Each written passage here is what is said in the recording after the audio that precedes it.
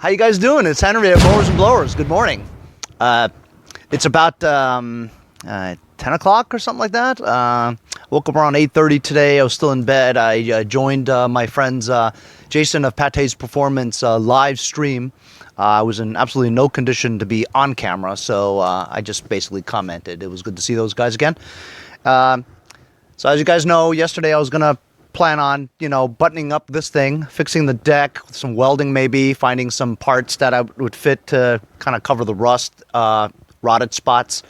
The hood I pieced together, 5 pieces, silicone, glue, whatever, but I'm going to try to mount that onto here without having too much trouble.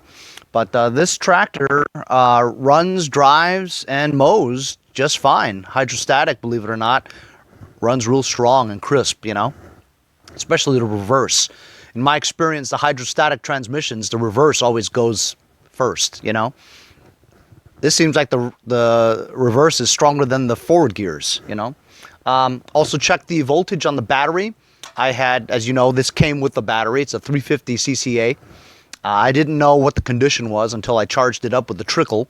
So it's been trickling for a day, and it's been sitting for a day because remember yesterday I went and bought a new TV, so I didn't work on this thing at all. The TV thing took all day because while I had a 50-inch plasma, it was more frame than there was screen, whereas nowadays the TVs are more screen and very little brim, you know what I mean? Very little bezel.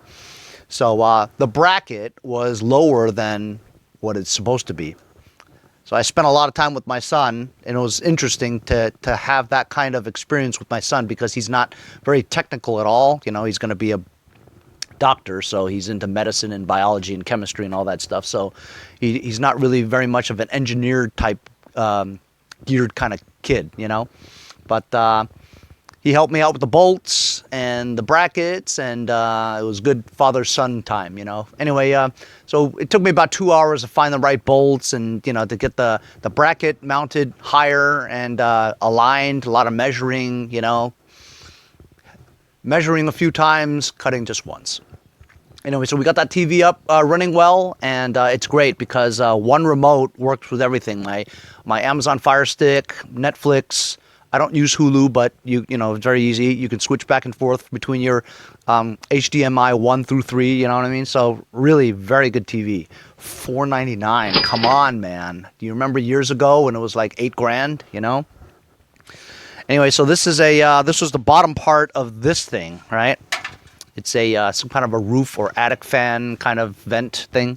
Anyway, I've been keeping this because it has an unusual dome shape, So you figured you could kind of, take pieces and, you know what I mean? But this is such where the curve is more like that, and this curve is more like that, you know what I mean? So unless you want to bang it and stuff, it'll wrinkle. This is probably not going to work. However, this bend is pretty good. So if I just cut strips of this bend, you can go like this, this, weld, tack, whatever, Maybe. So that's going to be that's what I'm going to be working on today, is trying to plug this bad rot here and attach that hood. I'll show you what it looks like.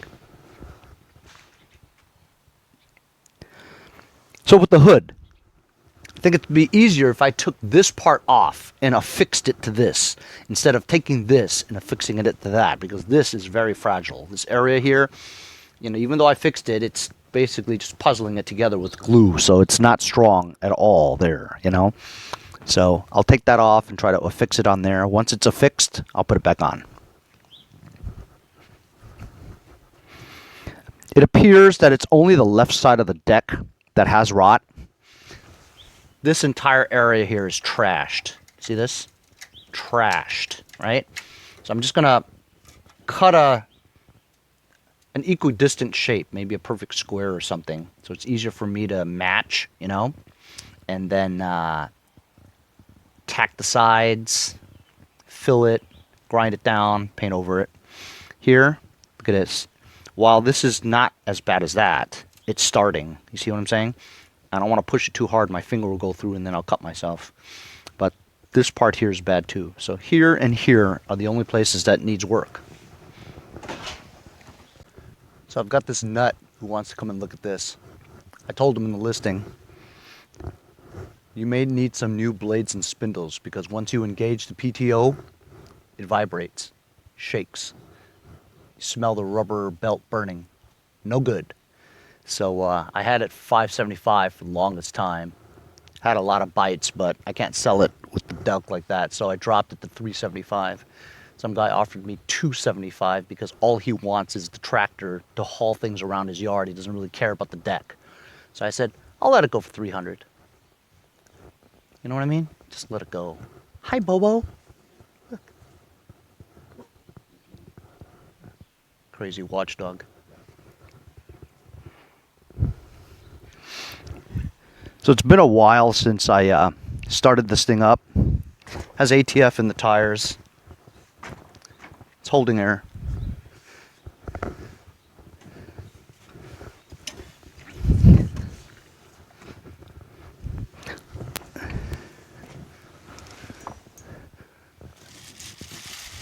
See if it starts up. Remember, this is the 21 horsepower engine that I rebuilt. And all I need this to do is start up and drive.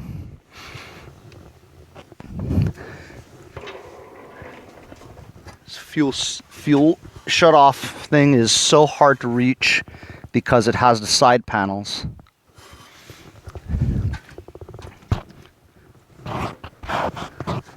See if it has any gassage. Has some gassage. So it should be bloop, bloop, bloop, bloop, bloop, trickling. Let's see if it starts up. It's been sitting here for some time. Choke.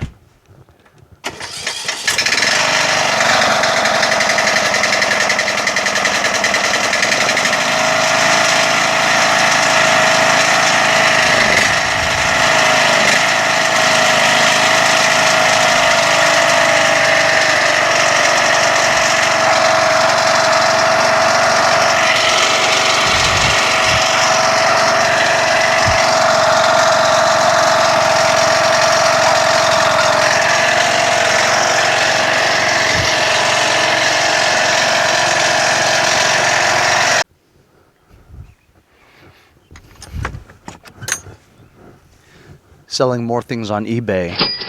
This is a LT1000 mulch cover. 20 bucks. It'll probably cost $5 to ship. 15. So I just went and looked in my bag of parts to see if I could find something that closely matches the shape of the deck, you know, the side, the curvature of it. And I thought maybe, you know, I could use a like an old Tecumseh engine cover, you know, how it's rounded. But the curvature is just too steep, you know what I mean? It's not going to work. So I'm going to remove this metal bottom part off of the hood. Got one side off. Oh, so you know what these are? So these are my neighbor's bookshelves or whatever, closed shelves. So you know what I was thinking about doing before I bought that Greenworks... oh, by the way, I bought that Greenworks... electric Dethatcher. Only because I wanted to try it, you know, and it was only $129 free shipping from Amazon, you know. I figure I'd use it, you know, once a year to dethatch my lawn, you know. Bought an extra long cord too. But anyway, I have this old junky push mower that I've been trying to sell for like 80 bucks or something like that, you know. So I was looking at some stuff. They had like these Arnold Dethatcher blades. So basically, essentially, it's the blade, right, of your lawnmower, and he's got these like thick orange things that protrude from the bottom of the blade, and you just affix the blade onto your lawnmower, and it spins like this when you're pushing your push mower, and it dethatches your lawn, right? So I thought that was kind of interesting. I thought about making my own. So I thought about taking the blade off of the push mower, right, and like cutting every other tine and make like one row of like maybe 3 tines on each side of the blade, and then welding it on with a dragging tail to it with a little curvature like they have on the regular tines. I thought about doing that, you know, and see if that worked. I saw some videos on YouTube about people doing it. It doesn't really work that well. So you know, I just went and bought that Greenworks one. We'll see what happens. You know, I'll do a video on that when I get it. It should take a while. Of course it doesn't fit in here. Of course I gotta go get a ratchet.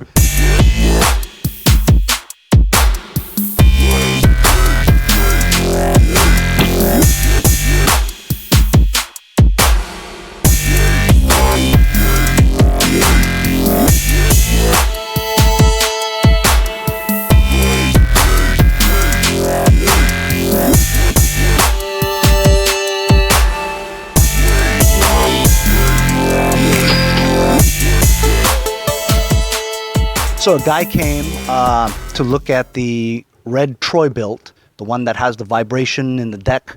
And so while he was trying it, he gave me the money and he was ready to load it. But then there was a fuel leak coming out of the carburetor. The needle was stuck, and so it was dripping gas. So I just turned the fuel shutoff off, and I told him, you know, Kohler commands are infamous for the needles leaking. You guys know that. And so that's why there's a fuel shutoff on it. You know, that's the one with the small not yet. I'll tell you in a minute. And so then he says, I also saw you had a Cub Cadet. That's my Noah Syndergaard Cub Cadet, the one that I made 2 Cub Cadets into one. I actually spent $75 on that one, you know, which is crazy. So I think I was in that thing for like $150 or something, you know. Anyway, so he decided that he wanted that one instead with the small gas tank and all. It has a small gas tank because the mechanical fuel pump doesn't work, because the lobes on the cam is rounded, so it doesn't pulse anymore. Doesn't matter how much you bend the arm, whatever, it's rounded, so it won't pulse. So it has a small little gravity-fed lawnmower gas tank in it. Anyway, he just loaded it on his truck and gave me $300 for it. I'm more than happy to get rid of that thing. You know what I mean? It was a bad project to start off with, you know. But anyway, so I got rid of one of them, one of the turds. As long as I'm getting rid of the stuff, I am fine with 300 buckaroos. $300 is $300. You know what I mean?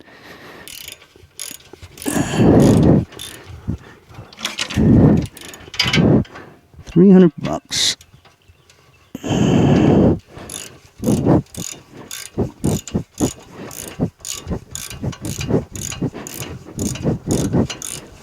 Jesus Christ.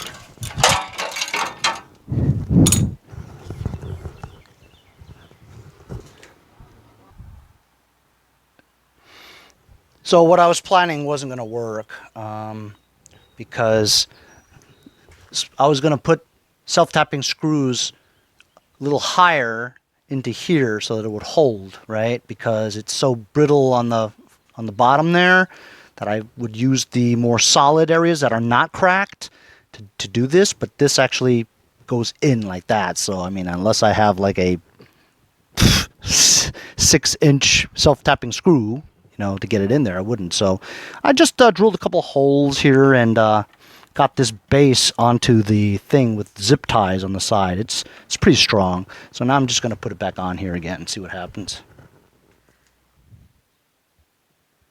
So I've got the hood on, but it's wobbly, you know. I got to make some kind of bracket for the front, otherwise it's just not going to work. So I finally got the deck on. I mean, not the deck, the hood.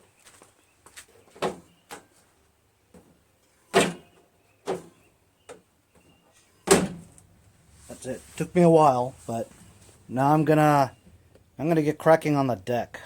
Oh boy. Deck is roached. I'm just gonna try.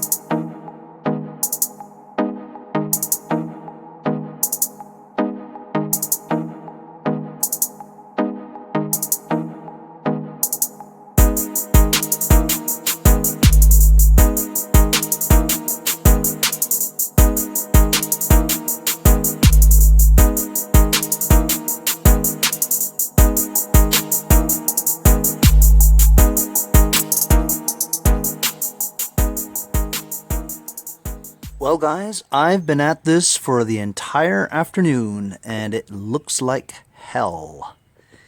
Cut about 5 pieces of that sheet metal, which I bent just to curve it so that it fits perfectly.